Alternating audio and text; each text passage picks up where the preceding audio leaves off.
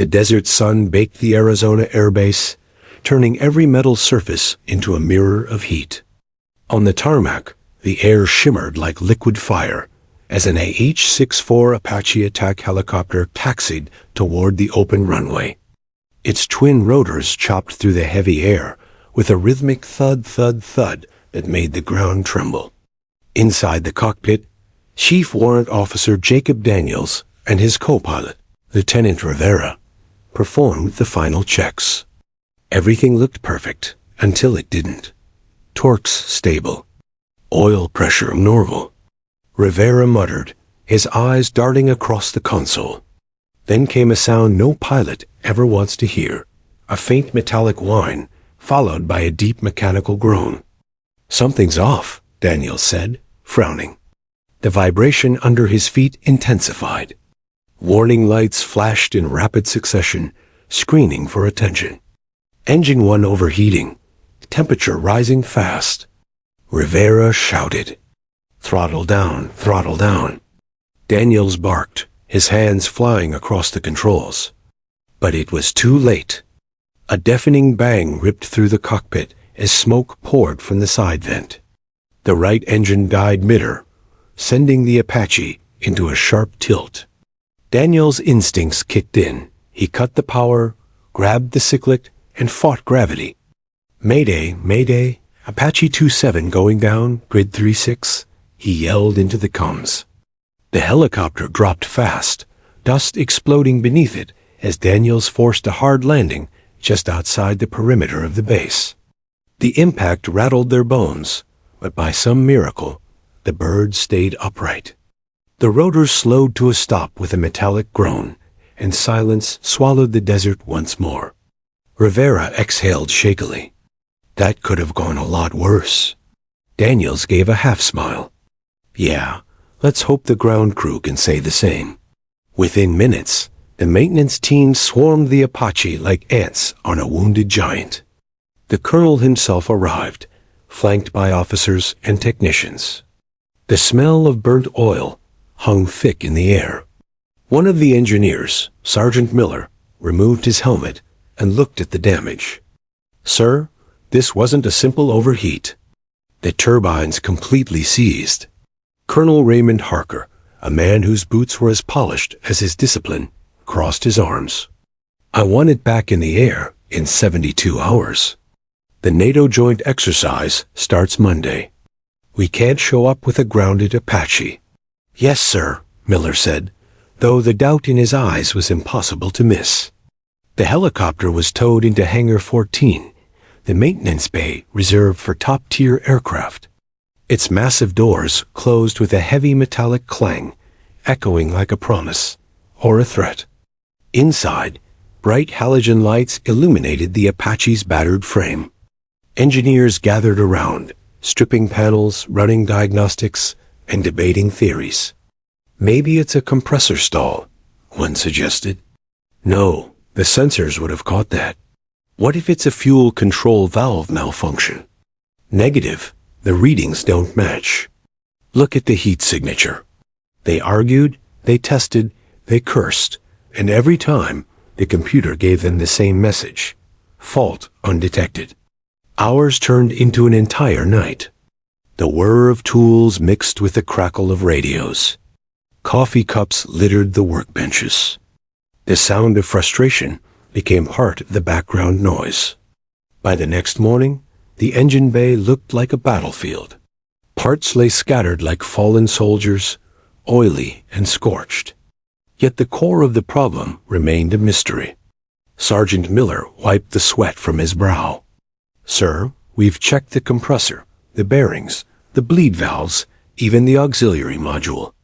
Everything tests clean, but the system still won't cycle." Colonel Harker's patience was running thin. "Then you're missing something." Miller sighed. "With respect, sir, it's not human error. This engine shouldn't have failed." Harker's jaw tightened. "Machines don't care about what should happen, Sergeant. Find the cause." That evening, Daniels, the pilot, returned to the hangar. He walked slowly around the Apache, brushing his hand against the blackened tail section. He'd flown this aircraft for years. He knew its sounds, its moods, its heartbeat. "She's not done yet," he said quietly. Miller looked up from his workstation. "You sound like Dalton." "Dalton?" "Yeah, Frank Dalton. Old-timer. Used to say the Apache talks to you if you listen long enough. Retired years ago. Some call him the Apache Whisperer. Fixed stuff no one else could. But his methods were different." Daniels chuckled softly. "Different might be what we need right now." Miller smiled faintly. "Try telling that to the commander." By the third day, frustration had turned into desperation. The base had never failed a readiness test, but this time, failure felt dangerously close. Reports from higher command were blunt. The Apache must fly, no exceptions. Harker called for a briefing. The team gathered around a projection screen, displaying a 3D model of the engine. He scanned the room, his tone sharp. "We've got the best techs in the region, the most advanced diagnostic tools, and yet this machine sits dead. Explain that to me." No one spoke. The silence was thick, uncomfortable. Then one voice rose, hesitant but firm. "Sir, there's something we haven't tried." It was Lieutenant Rivera. "I know it's unconventional, but what if we call in Frank Dalton? He worked on these engines since the early models. He might see something we don't." Harker frowned. "Dalton? He retired a decade ago." "Yes, sir, but he's the reason half our techs know what they do today." The colonel rubbed his temple, deep in thought.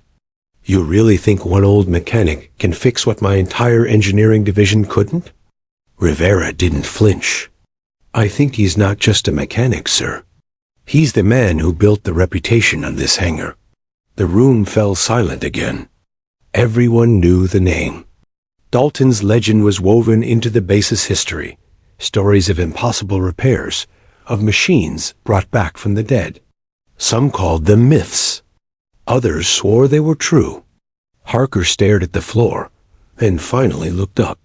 "Find him," he said quietly, "and tell him the Apache needs him." That night, the base grew quiet. The hangar lights dimmed one by one. Miller lingered behind, staring at the grounded Apache under the soft glow of a single bulb. The once mighty warbird looked wounded, almost human in its stillness. Its paint scorched, its metal skin marred with oil stains and scratches. To the untrained eye, it was just another broken machine. But to those who knew, to those who flew and maintained her, she was something far more than bolts and circuits. She was pride, power, legacy. As Miller turned to leave, he whispered under his breath, "Hang in there, girl. Help's coming." Outside, the night wind howled across the desert, carrying the distant echo of rotor blades, ghosts of the past, whispering through time. Somewhere out there, beyond the dunes and the fading light of the base, a retired legend lived in peace, unaware that his name had just been spoken again in the place he once ruled. Tomorrow, the story of the Apache would begin a new chapter, and the man who once listened to engines as if they spoke was about to be called back to duty. The morning after the crash, the base hummed with forced energy. The hangar, once a place of pride and precision, now buzzed with an undercurrent of tension. The AH-64 Apache stood at the center of it all, motionless, intimidating, almost defiant. Its matte black frame reflected the harsh fluorescent light like armor refusing to yield. Sergeant Miller rubbed his eyes and sipped another lukewarm coffee. He'd been awake for nearly 36 hours. Around him, a team of mechanics and engineers shuffled between tool benches, laptops, and parts containers. The air smelled of burnt oil, hydraulic fluid, and exhaustion. "All right," Miller said, clapping his hands. "We start again. Full diagnostics from scratch. No assumptions, no shortcuts." Private Lang groaned softly. "Sir, that's the 5th full scan in 2 days." Then maybe the sixth one's the charm, Miller shot back. They got to work. The whir of power tools and the hiss of compressed air filled the hangar. Every few minutes, someone shouted a reading: engine pressure, fuel temperature, turbine vibration index, each number feeding into a wall of confusion. The results were the same: inconsistent, unpredictable, and utterly baffling. One moment the data suggested a compressor issue. The next, it pointed to fuel flow instability. The computer couldn't even maintain a consistent error code. It was as if the engine itself was mocking them, hiding the problem just out of reach. By noon, frustration had replaced focus. Technicians leaned on toolboxes, muttering theories that sounded more like guesses. One suggested microfractures in the turbine casing. Another swore it was an electrical misfire. But every time they tried to fix one suspected issue, two new ones appeared. "Sir," Lang said, exasperated, "what if we strip it down entirely? Rebuild the core?" Miller shook his head. "We don't have the parts or the time. Command wants this bird flying before the weekend." He glanced up at the observation window. Colonel Harker stood there, arms folded, watching silently. His expression was unreadable, part patience, part warning. Every hour that passed without progress was another mark against the hangar's record. That afternoon, the team brought in outside support, civilian contractors from the manufacturing company. They arrived in crisp uniforms with expensive diagnostic gear and calm confidence. One of them, a tall man with silver-rimmed glasses, looked over the helicopter and smiled faintly. "Don't worry, Sergeant. We've seen this before. Probably a software glitch in the FADIC system. We'll recalibrate and reset." Miller crossed his arms. "We already did that. Twice." The contractor's smile didn't fade. "Then we'll do it right this time." They powered up the console, connected their equipment, and began the process. The hangar watched in tense silence. For a moment, it looked like the readings were stabilizing. The engine responded faintly, a low hum that sparked a flicker of hope. Then, suddenly, the hum twisted into a harsh metallic grind. A puff of smoke burst from the intake, and alarm screamed across the board. The contractor's smile vanished. "Shut it down. Shut it down." Miller slammed the emergency kill switch. The sound died instantly, leaving only the sharp echo of panic. The colonel's voice crackled through the intercom. "Report." Miller looked at the chaos around him. Scorched cables, half-melted connectors, smoke curling through the air. "Sir, we're still diagnosing." There was silence on the line for a moment. Then Harker replied flatly, "You have 48 hours. That night, the hangar felt different. The hum of machinery was gone, replaced by the restless pacing of sleepless men. The coffee machine hissed in the corner, barely audible over the distant buzz of desert insects outside. Private Lang sat at a workbench, flipping through the Apache maintenance manual for the 100th time. "You ever think the problem's not in the system, but in the way we're looking at it?" he asked. Miller didn't answer. He was staring at the engine core, deep in thought. "This machine's talking to us," he muttered. "We're just not listening right." Lang blinked. "Sir?" Miller gave a weary smile. "Forget it. I sound like one of those old-timers."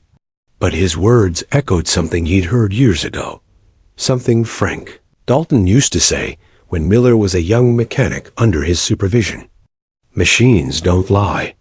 They whisper. You just gotta know their language." Miller sighed. Maybe Dalton would have understood this problem. Maybe he would have fixed it already.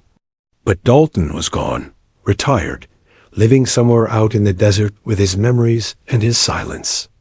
The next morning, Colonel Harker called an emergency briefing.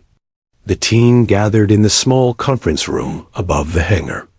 The colonel's tone was sharp, his patience visibly thinning. "We've been grounded for 3 days. He began pacing slowly. That helicopter is supposed to be in the air for a NATO demonstration in 48 hours. I don't need excuses. I need solutions.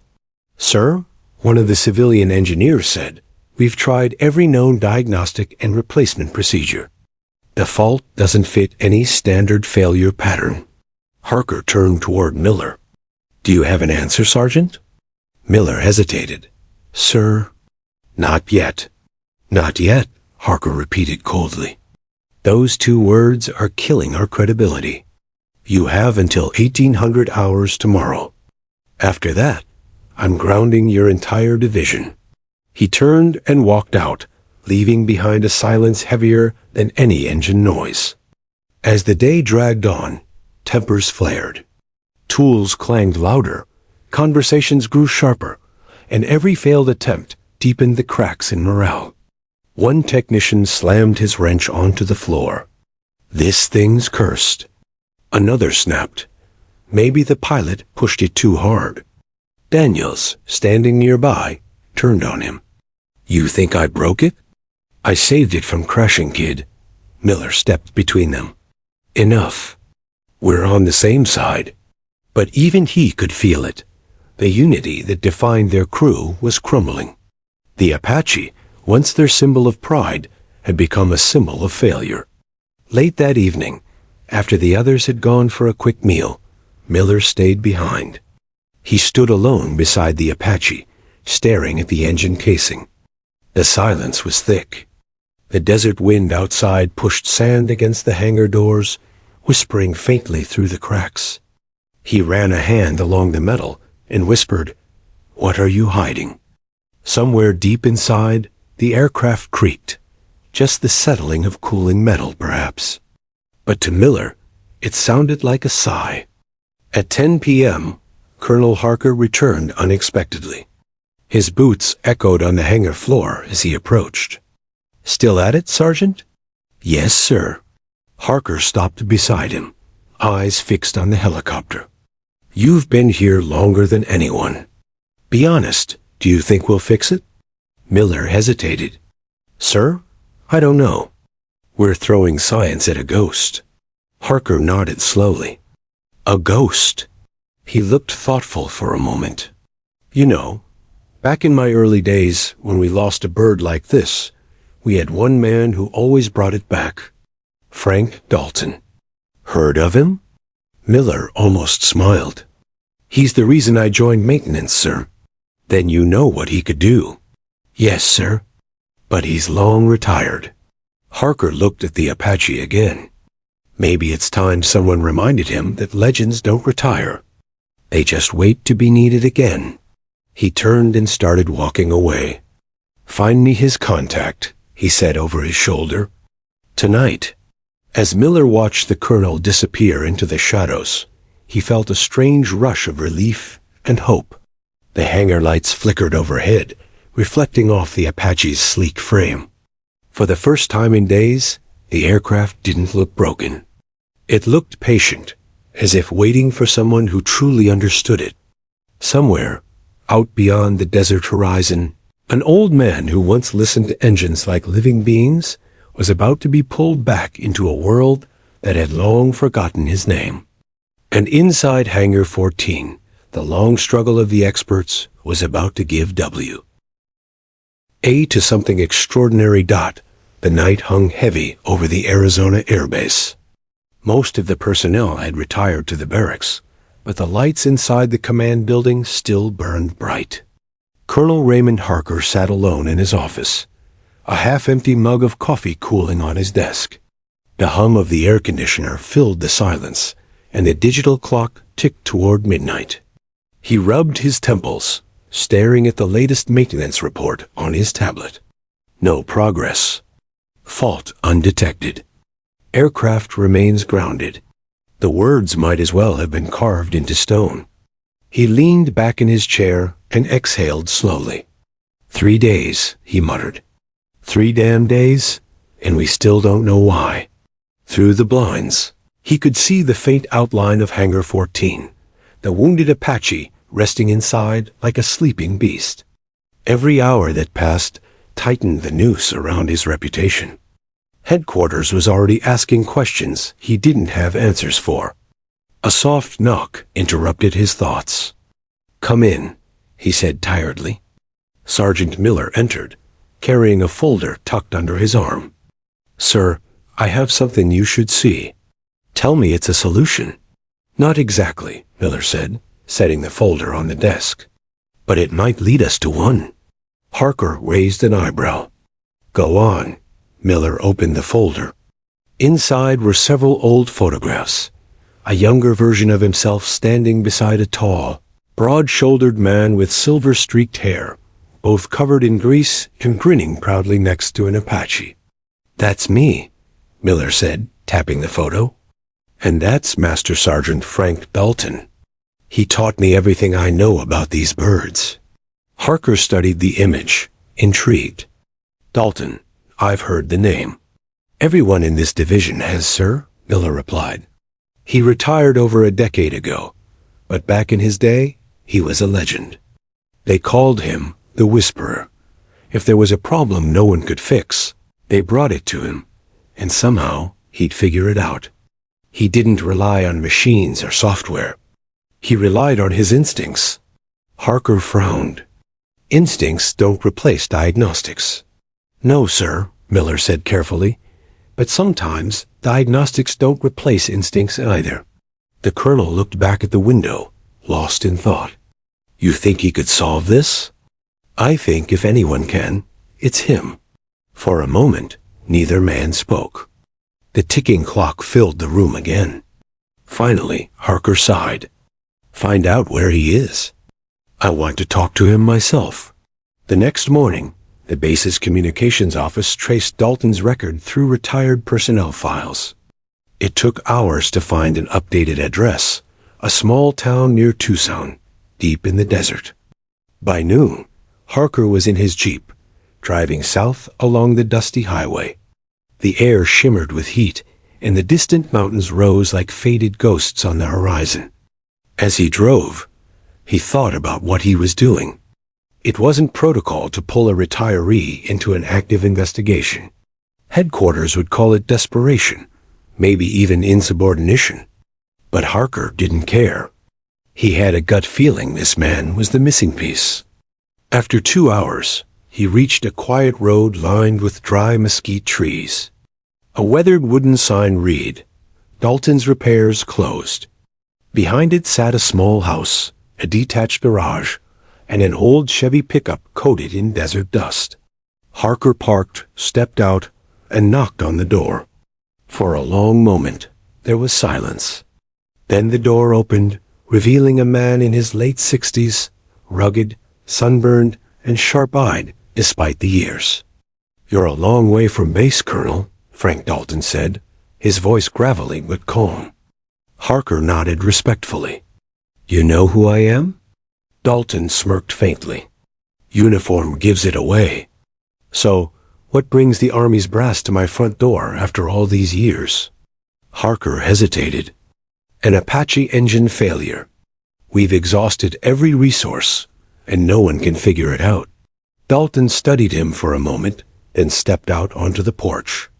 The wind tugged at his old denim shirt. "And you think I can?" "I think you've done it before." Dalton chuckled quietly. "That was a long time ago, Colonel. These birds today, they're more computer than helicopter." "Maybe," Harker said.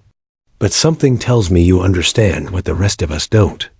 Dalton looked out toward the desert, eyes narrowing at the distant horizon. "When I left the Army, I swore I'd never crawl under another turbine again. Too many nights spent listening to engines scream and commanders shout." Harker's tone softened. "This isn't just any bird. It's the flagship Apache for the NATO demonstration. If it doesn't fly, the base fails, and I fail. I wouldn't be here if I had any other choice." Dalton said nothing for a long time. Then he took a deep breath. "When do we leave?" By late afternoon, Harker's Jeep rolled back through the base gates, with Dalton in the passenger seat. As they drove past saluting soldiers and rows of barracks, whispers spread like wildfire. The legend had returned. When they reached Hangar 14, the entire maintenance team stopped what they were doing. Dalton stepped out slowly, his boots crunching on the concrete. His eyes scanned the room, the tools, the technicians, the wounded Apache standing silent beneath the harsh lights. He walked toward it without a word. The younger engineers exchanged skeptical glances, whispering among themselves. "That's him? The old guy?" Dalton stopped beside the aircraft, laid a hand on its side, and closed his eyes for a moment. The hangar went silent. Then he spoke softly, almost to himself. "You've been through hell, haven't you?" Miller stepped forward, unable to hide his grin. "Good to see you again, Master Sergeant." Dalton nodded. "Likewise, kid. Though you've aged worse than the Apache." Even the colonel cracked a faint smile. The engineers began explaining what they had tried. Every scan, every diagnostic, every failure. Dalton listened quietly, occasionally nodding, occasionally frowning. "So you replaced the pressure sensors?" he asked. "Twice," Miller said. "And recalibrated the FATIC?" "3 times. Dalton scratched his chin. "And you still didn't find it." He knelt beside the engine, running his hand along the panel as if feeling for a heartbeat. "You're all looking too deep," he murmured. "Sometimes the problem hides in plain sight." The team stared, unsure how to respond. Finally, Harker broke the silence. "Sergeant Dalton, I'll give you full access to the hangar and crew.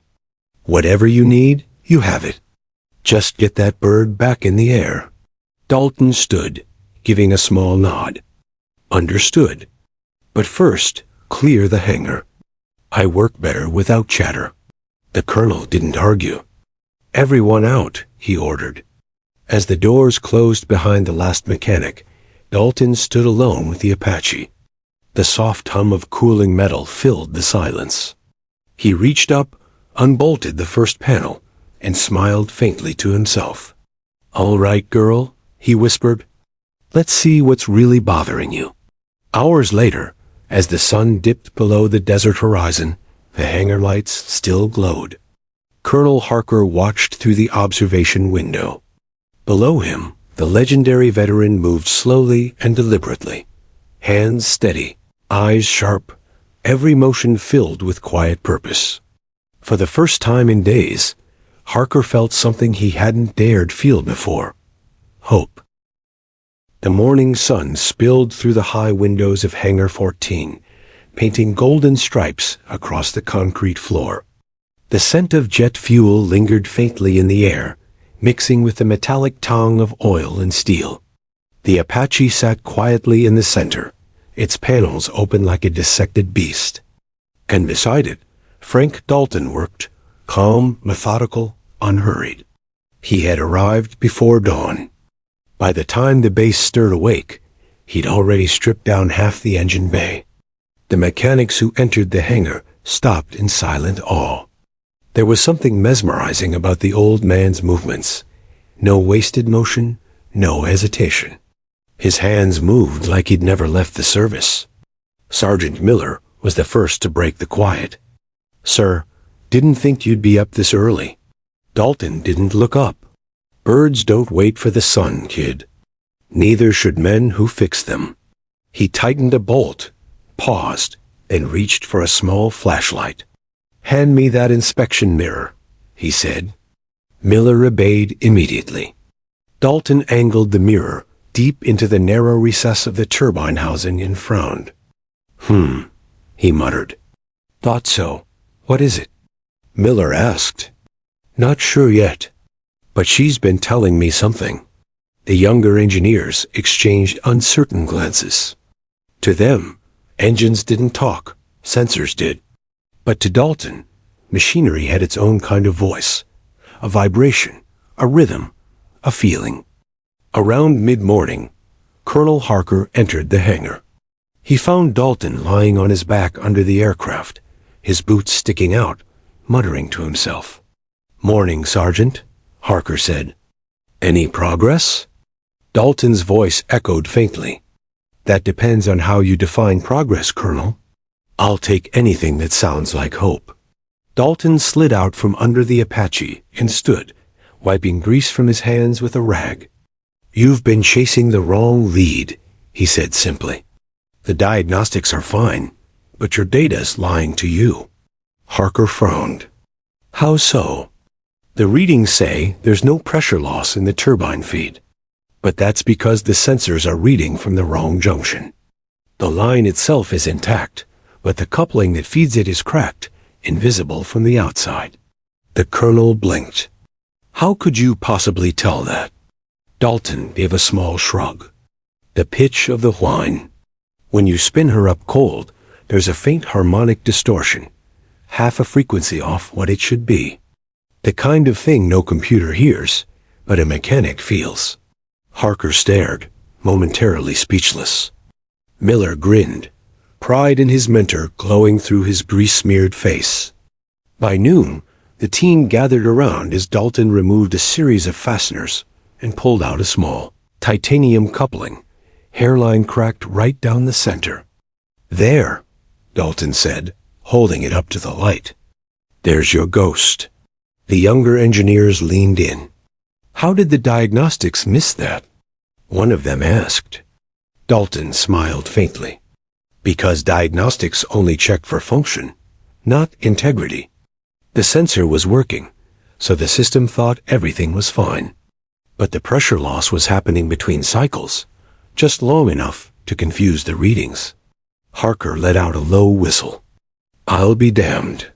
Dalton set the part on the workbench. You can't replace this with standard stock. It'll fail again in 2 months. What do you suggest? Harker asked. Custom fit. We machine a replacement using composite titanium.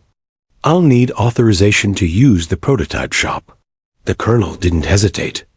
Granted. Whatever you need. By afternoon, the base's machine shop was alive with the sharp whine of metal cutters and the smell of hot steel. Dalton stood beside the lathe, watching every movement as the new coupling took shape. The younger machinists worked under his instruction, surprised at how precise his methods were. No digital blueprints, no 3D scans. He simply measured by feel, adjusting with intuition born from decades of experience. Sir, one machinist asked curiously, how do you know it'll fit perfectly without calibration? Dalton smiled. Because I listened when she told me what she needed. The machinist laughed uncertainly, not sure whether he was serious. But when they fitted the new coupling later that evening, it slid into place without resistance, a perfect match. As night fell, the hangar lights blazed once more. The Apache gleamed under them, panels reattached, lines sealed, systems rechecked. Dalton stood on the platform, giving final orders. Fuel her up, he said. We're going to run a dry cycle. The engineers moved quickly. Harker watched from the catwalk above as Dalton took his position by the control panel. The turbine whined to life, the rotors beginning to turn slowly, and faster, faster, the rhythmic thunder of power filling the hangar. For a moment, everyone held their breath. Then smooth vibration, clean acceleration. No warning lights, no stutter, no pressure dips. The bird purred like a predator, waking from sleep. Dalton nodded once, satisfied. There she is, he said quietly. Miller exhaled in disbelief. You fixed it. I don't believe it. You'd better believe it, Dalton said, smirking. She was never broken, just misunderstood. The colonel descended from the catwalk, clapping his hands together. Outstanding work, Sergeant. You just saved the space? Dalton wiped his hands. Don't thank me yet. That was a ground test. If she holds during flight, then you can celebrate. Harker nodded. Fair enough. You'll supervise the test flight tomorrow. Dalton raised an eyebrow. Tomorrow? You sure you want me in the air with her? Harker smiled. No one else I trust more. Dalton gave a small chuckle. "Careful, Colonel. You might make me miss this life again." Later that night, when the hangar had emptied and the engines were silent again, Dalton stayed behind. He sat on a crate near the Apache, gazing at her dark silhouette. Miller returned quietly, holding 2 cups of black coffee. He handed one to his old mentor and sat beside him. "Never thought I'd see you back here," Miller said softly. Dalton took a sip. "Neither did I. What changed your mind?" Dalton looked at the helicopter, his expression thoughtful. "Sometimes the things we walk away from still find us, especially when they need fixing." They sat in silence for a moment, the hum of cooling metal filling the air. "You think she'll hold?" Miller asked. Dalton smiled faintly. "She'll fly like she's never flown before." When Dalton finally left the hangar that night, the stars were scattered across the desert sky. The wind carried the faint smell of oil and heat, and the rhythmic clicking of the cooling Apache echoed behind him, like a heartbeat coming back to life. For the first time in years, Frank Dalton felt something he hadn't in a long time: purpose. The dawn broke over the Arizona desert in a pale orange haze. The base buzzed with nervous anticipation, engineers, flight crews, and officers moving briskly between hangars and control towers. The Apache helicopter sat gleaming on the tarmac, every inch of its dark frame reflecting the rising sun. This was no ordinary morning. The repaired AH-64 was scheduled for its test flight. Every eye on base would be watching, not only because this was the flagship of their fleet, but because of the man who had brought it back to life.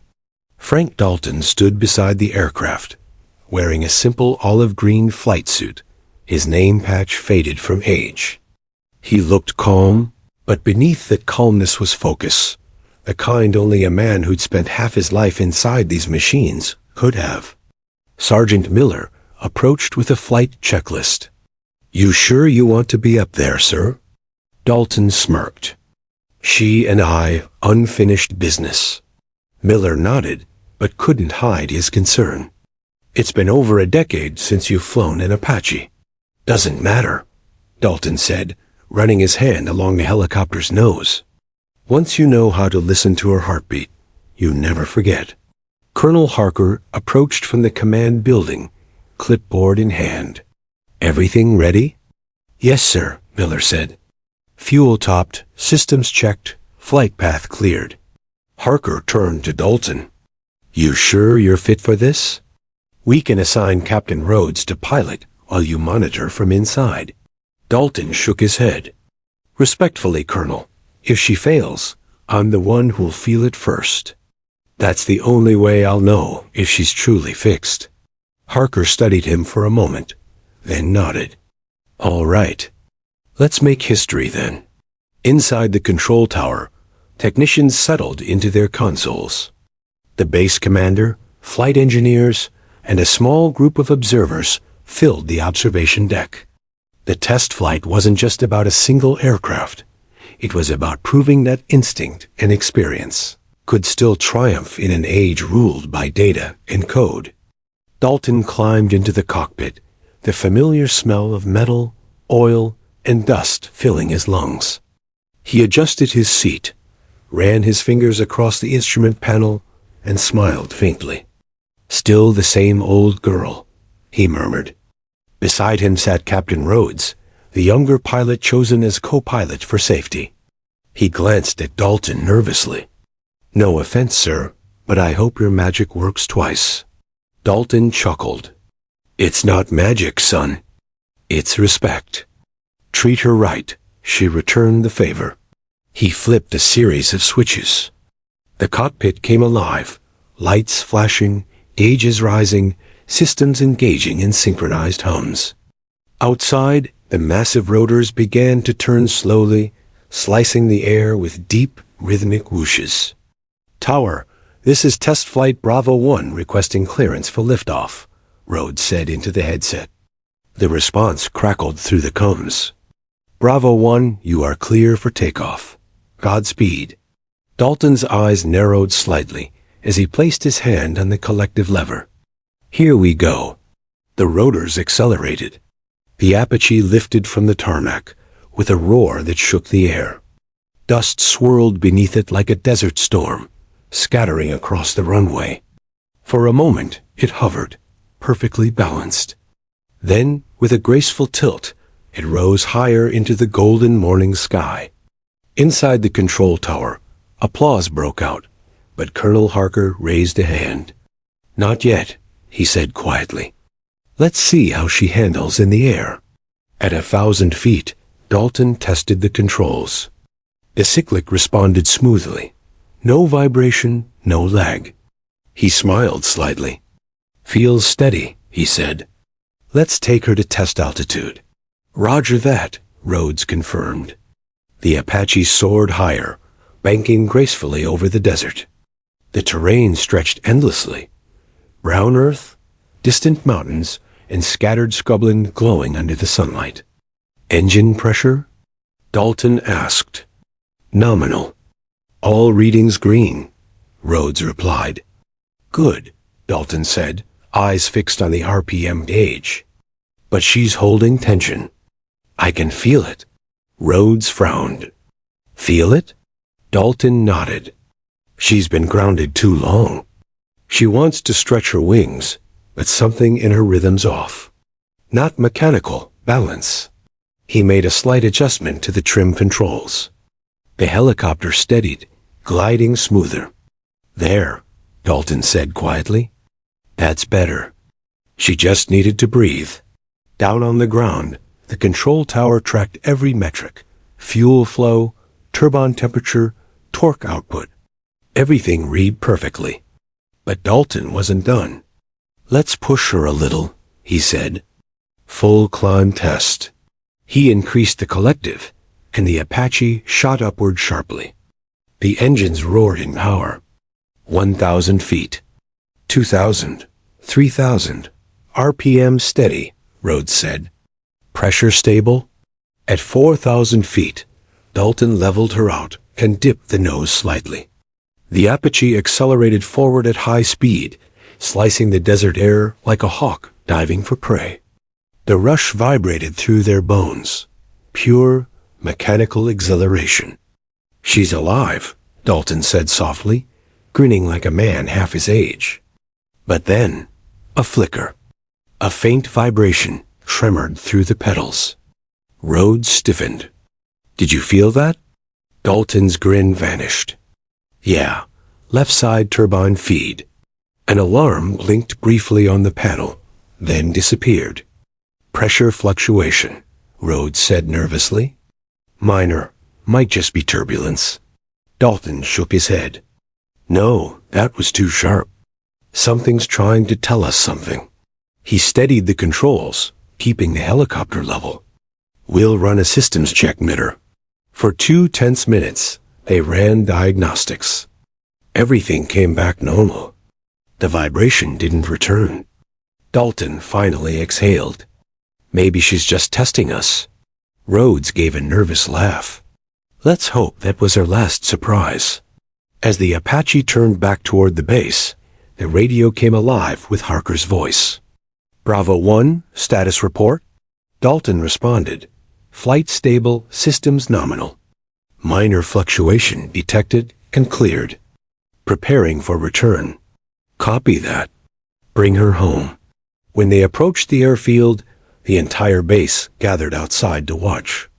Mechanics, soldiers, and officers stood shoulder to shoulder, eyes squinting at the sky as the powerful silhouette of the Apache approached from the horizon.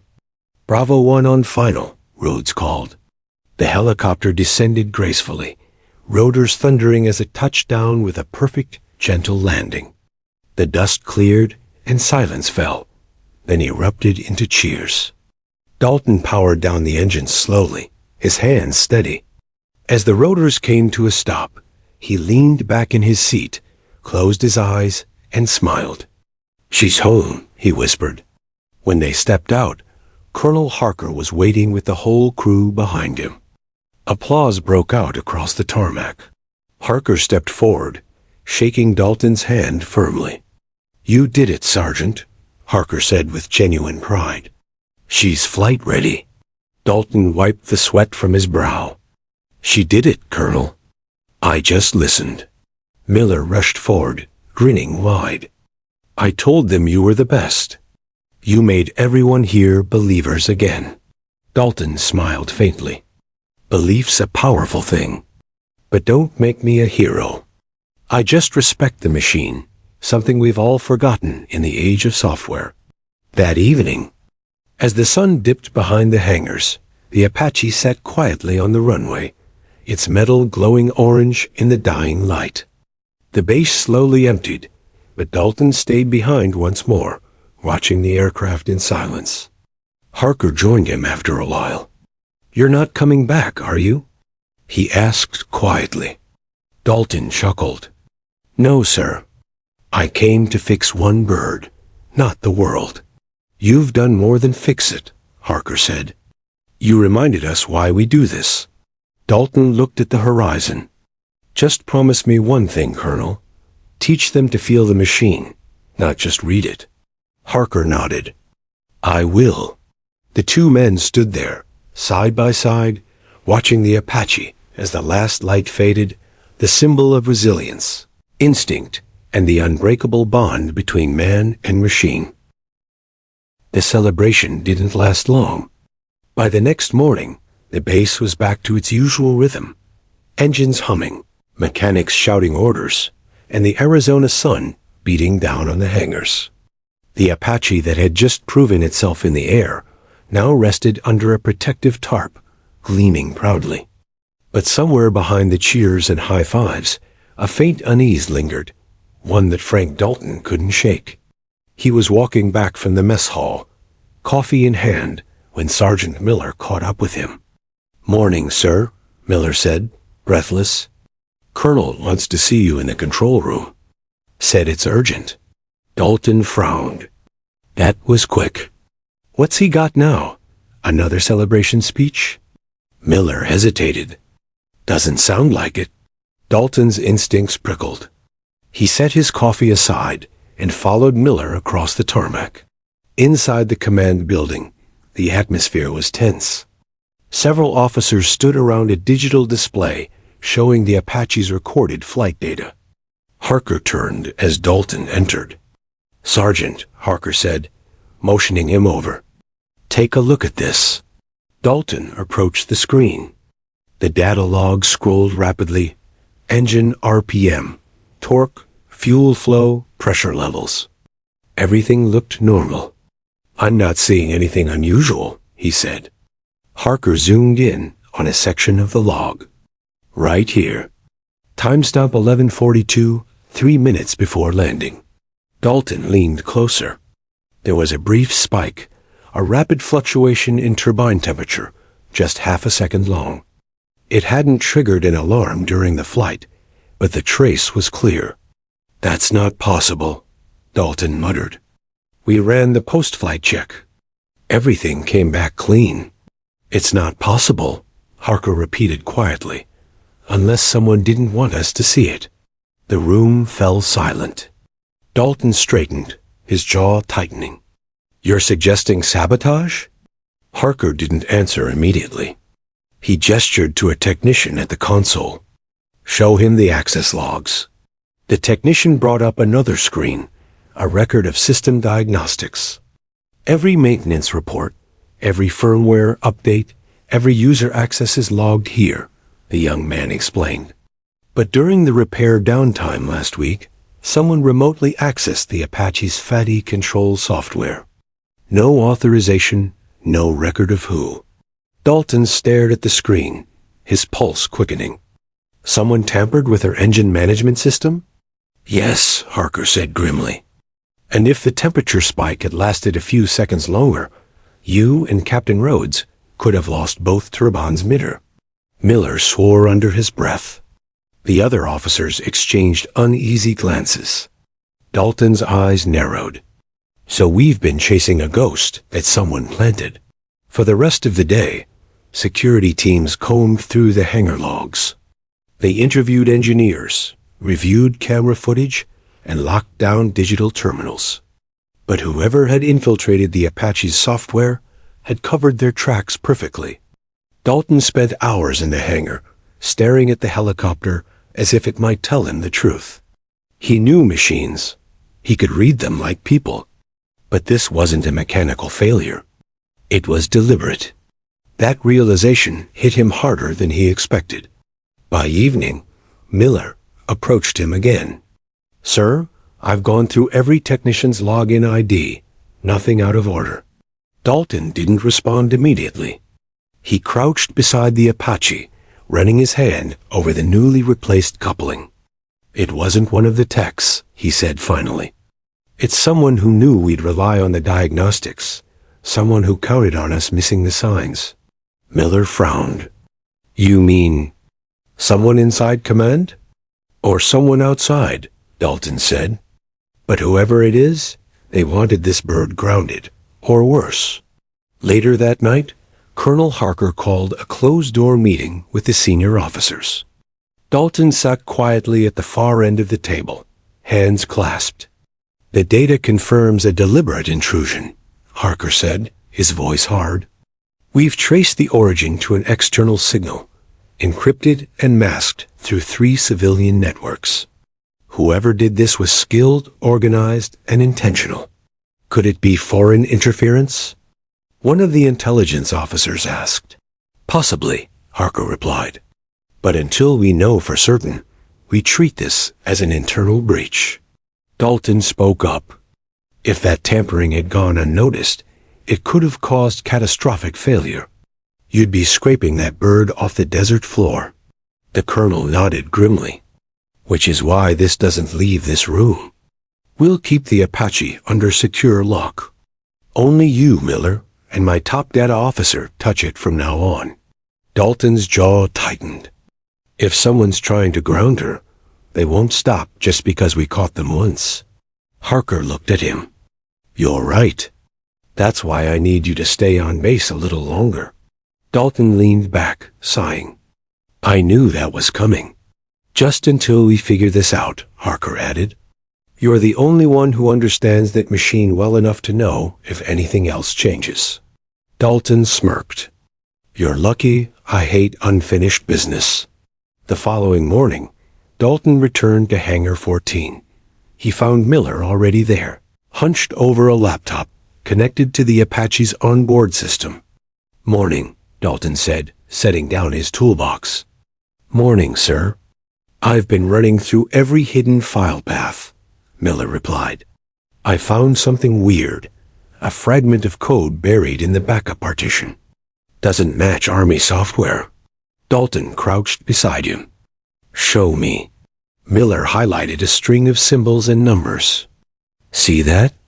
It's a command line that overrides temperature reporting for turbine sensors. Whoever wrote it wanted the system to lie about overheating." Dalton exhaled slowly. "So that's how they fooled us." He stared at the code for a long moment, then said quietly, "Erase it. But before you do, copy every trace. We'll need proof." Miller nodded. "Already on it." That evening, as the sun set beyond the desert, Dalton walked the perimeter of the hangar, lost in thought. The air smelled of dust and fuel. The Apache sat silent, her rotors motionless, her dark frame catching the last orange glow of the day. He rested a hand on the fuselage. "You've still got enemies, old girl," he murmured. "But you've also got me." From the shadows behind him, a voice said, "Talking to her again, Frank?" Dalton turned to see Colonel Harker approaching, hands in his pockets. "Always," Dalton said. "She listens better than most people." Harker smiled faintly, then grew serious. "Intel confirmed something. The same encryption signature showed up last year, at another base. Different aircraft, same kind of tampering." Dalton's expression hardened. "So this wasn't just about us." "No, it's bigger," Harker said quietly. "We've got an ongoing infiltration, targeting our aircraft software, maybe to test vulnerabilities before a global deployment. You might have just uncovered the first clue." Dalton was silent for a moment, processing the weight of it. Then he said softly, "So fixing her was only the beginning." Harker nodded. "We're heading into something far larger than an engine malfunction. And I need you in the fight." Dalton looked up at the Apache, her shadow stretching across the tarmac like a sleeping predator. His voice was low but firm. "Then I guess retirement will have to wait." That night, as darkness settled over the base, 2 guards patrolled the hangar. The desert wind howled through the open space, rattling metal panels. Inside, a small red light blinked faintly on the Apache's console, unseen, unnoticed. A signal was transmitting again. The base awoke under an eerie stillness. The usual roar of engines was missing. Instead, soldiers spoke in low voices, their eyes darting toward Hangar 14. Overnight, the Apache had become more than a machine. It was a secret wrapped in danger. Frank Dalton hadn't slept. He was in the hangar before sunrise, dark circles under his eyes, a mug of black coffee clutched tight. Sergeant Miller joined him moments later, his laptop under one arm. "I've traced that transmission, sir," Miller said, his tone cautious. "It pinged again last night, just before midnight." Dalton's grip tightened on his mug. "Tell me you got a source." "Not a clear one. It's bouncing through multiple nodes, some civilian, some military. But here's the weird part." Miller hesitated. "The first relay came from inside the base network." Dalton's eyes narrowed. "You mean someone here was transmitting data out?" "Yes, sir. And it was routed through the maintenance access system, the same one the Apache uses for diagnostics." Dalton's jaw set. "Then whoever did this isn't just good. They've got clearance." He turned toward the helicopter, the morning light cutting sharp lines across its steel skin. "Let's find out who's feeding her secrets." Hours later, Colonel Harker convened an emergency briefing. The officers sat tense, their faces grim. "Gentlemen," Harker began, "we have confirmation. The Apache's data logs were remotely accessed through our own systems. Someone inside is leaking classified telemetry to an external source." Murmurs filled the room. Dalton sat silently, studying each face. Engineers, tech officers, and maintenance leads, all people he'd worked beside in the last 2 weeks. Who had access to the diagnostic terminal during that window? Dalton finally asked. Captain Rhodes, who had been silent until now, cleared her throat. "Only 5 of us. Me, Sergeant Miller, Chief Technician Alvarez, Lieutenant Crane, and Lieutenant Walker." Dalton's eyes flicked to Walker, a quiet man in his late 20s, pale and nervous-looking. He avoided Dalton's gaze. Harker looked around the room. "Until we're certain, no one leaves the base perimeter." "Understood?" Everyone nodded, though the air was thick with suspicion. That evening, Dalton and Miller pored over the system logs again. The hangar was quiet, except for the faint buzz of the overhead lights. Miller frowned at his screen. "I don't get it. Whoever's doing this wipes their trail every time. It's like the system resets itself." Dalton's gaze sharpened. "Unless they're inside while we're looking." He moved quickly, pulling the terminal from the Apache's console and connecting his portable analyzer, a piece of hardware he'd built years ago, meant for hunting hidden data layers. Lines of code began streaming across the screen, dense and fast. "There," he muttered. "Hidden protocol. It's disguised as a routine temperature calibration." Miller leaned closer. "It's running right now?" Dalton nodded. "Which means whoever's watching is probably on the other end, in real time." He typed rapidly, rerouting the signal through a loopback, a trick that would send the transmission right back to its origin. Seconds later, a new window appeared. Coordinates flashed on screen. Miller's eyes widened. "Sir, that's not off base. That's here, communications room, West Wing. Dalton's pulse kicked into overdrive. Get Harker, now. They moved fast. Within minutes, Harker and 2 armed MPs joined them outside the communications building. The night air was tense, heavy with unspoken dread. Dalton raised a hand. Lights off, he whispered. We catch them in the act. The colonel nodded. The small team crept down the corridor, the only sound their boots on the polished floor. The door to the comms room was slightly ajar, faint blue light flickering inside. Dalton pushed it open, just enough to see the glow of a monitor. A figure sat at the console, typing rapidly. The face was illuminated for a moment, young, focused, unaware. Lieutenant Walker. Dalton's heart sank. Damn it, he whispered. Harker motioned to the MPs. Now. The door burst open.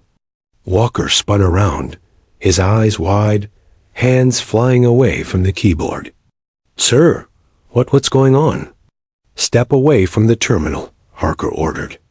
Walker obeyed, trembling slightly. Dalton moved to the console, scanning the live feed. Data was streaming out, encrypted schematics, flight diagnostics, and something else. Engine control sequences, Dalton murmured. He's been sending the entire FATIC architecture. Harker's jaw clenched. Who's your contact, Lieutenant? Walker's breath hitched. You don't understand, sir. I didn't mean to. They threatened me. Dalton's voice was cold. Start explaining. Walker swallowed hard. I was approached online months ago. They knew everything, my deployment record, my debts, my sister's medical bills. They said it was just for research data, nothing harmful. Just system samples. But then they wanted access to real aircraft. Who are they? Harker demanded. Walker's voice cracked. I don't know. The messages came through encrypted chat rooms. They called themselves Project Orion, said it was tied to strategic aviation upgrades. I thought it was government-related. Dalton stared at him, his expression hard, but not without pity. You were compromised. Walker nodded weakly, tears forming. When I tried to stop, they sent me my sister's address. Said accidents happen. I didn't know what else to do. Harker exhaled slowly, fury barely contained. You jeopardized an entire base, Lieutenant. Dalton interjected softly. Sir, he's not the real enemy. He's a pawn. Whoever's behind this has the capability to infiltrate secured military systems and enough intel to blackmail our own men. Harker nodded. We'll interrogate him properly. But I agree. This goes higher than Walker. He turned to the MPs. Take him to holding. No external communication, no network access. As the MPs led Walker away, Dalton looked back at the monitor. The last line of transmission blinked before freezing. The code that had been sending data suddenly changed, replaced by 3 words. We are watching. Dalton's blood ran cold. Later that night, Dalton stood outside under the starry desert sky, the wind whispering across the silent airfield. Harker joined him quietly, hands behind his back. Intel confirmed what we suspected, the colonel said. Project Orion isn't in our system. It's an external operation, likely foreign. They've been targeting aircraft software worldwide, testing weaknesses for years. Dalton's gaze remained fixed on the horizon. And now they know we caught on. Yes, Harker said gravely. Which means they'll come harder next time. Dalton looked toward Hangar 14, where the Apache sat like a shadow against the moonlight. Then we'd better be ready. Harker turned to him. We'll be forming a specialized counter-ops unit, software, field, mechanical. I want you leading the technical arm. No one knows that bird better. Dalton's lips twitched into a faint smile. I was hoping you'd say that. Harker extended his hand. Welcome back to the fight, Sergeant. Dalton shook it firmly. I never really left. As the colonel walked away, Dalton lingered, staring at the Apache. Her rotors were still, but her presence was alive, a symbol of resilience. He whispered under his breath, "They tried to break you, but all they did was wake up the wrong old soldier." The desert wind carried his words into the night. Dawn broke over the Mojave like a rising inferno, streaks of crimson and gold cutting through the cool desert air. Hangar 14 stood silent, but inside, the atmosphere was electric. Soldiers moved with purpose, mechanics double-checked systems, and tech analysts monitored encrypted channels for any trace of Project Orion. Frank Dalton stood near the Apache, helmet under his arm, the morning light catching the gray in his hair. His eyes, sharp, unblinking, scanned the helicopter's gleaming frame. She was ready. The repairs were done. The new security firmware sealed tight. But today wasn't just about flying. It was about bait. Colonel Harker approached, his face carved with fatigue. "Intel confirms another intrusion attempt last night. They're testing us again." Dalton nodded slowly. "Then let's give them what they want, a show they won't forget." Harker handed him a sealed envelope. "These are your mission parameters. You'll take the Apache out for a weapon systems test. Once airborne, you'll transmit a decoy data stream, the same code they've been trying to steal." Dalton opened the envelope, scanning its contents. "You think they'll bite?" Harker gave a grim smile. "They won't be able to resist." By 0900 hours, the base was locked down. No civilian traffic, no open channels, no radio chatter outside the secure frequency.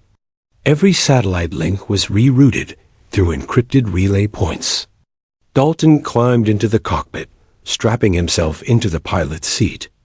It had been years since he'd been up here, but it felt like no time had passed at all. The switches, the screens, the hum of the turbines spinning up. It was like the bird was greeting him. "Sergeant Dalton, this is command." Harker's voice came through the headset. "You are cleared for takeoff." Dalton grinned. "Copy that. Let's make her sing." With a deep rumble, the AH-64 Apache lifted off the ground, its rotors slicing the desert air. The ground dropped away beneath him as he climbed higher, the landscape stretching into endless dunes and canyons. He hadn't realized how much he'd missed this. The power, the precision, the heartbeat of flight. Back at command, the tech team watched dozens of screens flicker to life. "Signals active," Miller reported. "Telemetry clean. He's broadcasting the decoy stream now." "Any response from outside?" Harker asked. "Not yet." Miller's fingers flew across the keyboard. "Wait, there, incoming ping. Foreign IP trying to intercept. Track it." The base went silent except for the hum of computers. Every second stretched thin. "Sir," Miller said suddenly, his tone sharp, "they're not just intercepting the data. They're sending commands back. They're trying to take remote control of the Apache." Harker's blood ran cold. "Dalton, we've got incoming interference. Do not engage autopilot. I repeat, manual control only." Dalton's calm voice came over the radio. "Copy that, Colonel?" "Feels like someone's trying to dance with me." At 6,000 feet, the Apache began to twitch, subtle but noticeable. The control input lights blinked irregularly, responding to signals Dalton hadn't touched. "They're in," he muttered. "All right, let's see how smart you really are." He switched to manual override, disengaging the digital flight controls. The aircraft steadied, but only for a moment before the system fought back. The infiltrators were adapting, taking over backup channels. Dalton smirked. "You boys are clever. But this bird doesn't fly without heart." He reached under the console, pulled out a small analog override switch, an old modification he'd personally installed years ago, back when computers weren't trusted. He flipped it. The screens flickered, then stabilized. Command, I've cut their link. They won't be getting her today. Miller's voice came through, exhilarated. Sir, that's brilliant. You rerouted the... Before he could finish, an alarm blared through Dalton's headset. Missile lock. Dalton's eyes widened. What the hell? Dalton, evasive action. Harker shouted. We've got 2 bogies approaching fast from the west. Unidentified. Dalton banked hard, the Apache rolling into a dive. The desert screamed past below as the first missile streaked by, exploding harmlessly in the distance. Someone tipped them off, Dalton growled. They're not just hackers, they're here. He pulled up sharply, the Gi forces pressing him into his seat. The second missile whooshed past, grazing the tail rotor with a burst of fire. Warning lights flared red. Tails damaged, but holding, he muttered. Let's see if you can keep up. Back at base, Harker barked orders. Scramble interceptors. Get eyes on those bogies, now. Miller was typing furiously. Sir, we're intercepting encrypted comms between the hostiles. Same encryption pattern as Project Orion. Harker's face hardened. Then this isn't a test anymore. In the air, Dalton maneuvered through a canyon, using the terrain as cover. The pursuing aircraft, small, fast drones armed with anti-air missiles, screamed overhead, tracking him with relentless precision. He glanced at his ammo readout. Only 1 Hellfire missile remaining. Guess it's time to make it count. He accelerated toward the open sky, the Apache roaring with raw fury. As the drones closed in behind him, he climbed sharply, forcing them to adjust. At the peak, he cut power, flipping the helicopter into a downward roll, an impossible move for anyone but him. The drones overshot. Too slow, he muttered, locking target. This one's for her. He fired. The Hellfire missile streaked forward, striking the first drone dead center. The explosion lit up the sky. The second drone veered away, losing control before crashing into the desert below. Dalton exhaled, chest heaving. Target neutralized. But the victory was short-lived. Smoke was pouring from his tail rotor. Command, I've taken damage. Losing stability. Attempting emergency landing. Harker's voice was steady but strained. Copy that. We've got visual from the tower. Stay with her, Dalton.